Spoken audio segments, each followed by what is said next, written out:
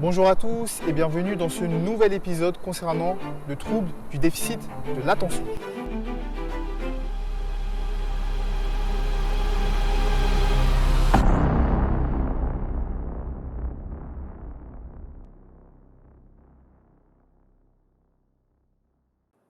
Le trouble du déficit de l'attention est un trouble neurologique qui associe 3 symptômes. Son intensité varie selon l'individu. On y retrouve l'impulsivité, une hyperactivité motrice et le déficit de l'attention. Il s'associe à d'autres troubles psychiatriques ou ceux de l'apprentissage.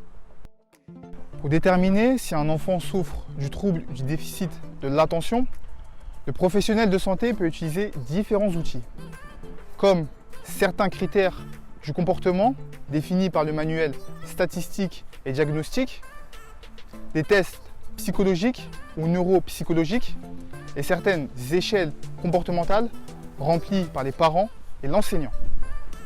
Le spécialiste qui pose le diagnostic fait une évaluation approfondie de l'enfant et de son milieu de vie. Il peut s'intéresser à son comportement depuis la naissance, à la garderie ou encore à l'école. L'évaluation de l'enfant peut nécessiter l'intervention de plusieurs spécialistes, comme des psychologues, des enseignants, des éducateurs ou encore des travailleurs sociaux. Dans un premier temps, l'équipe médicale met en place un traitement non médicamenteux à base de guidance des parents, de psychothérapie et de rééducation.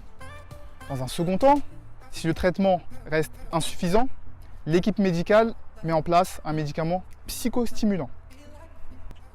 Voici les chiffres concernant le trouble du déficit de l'attention.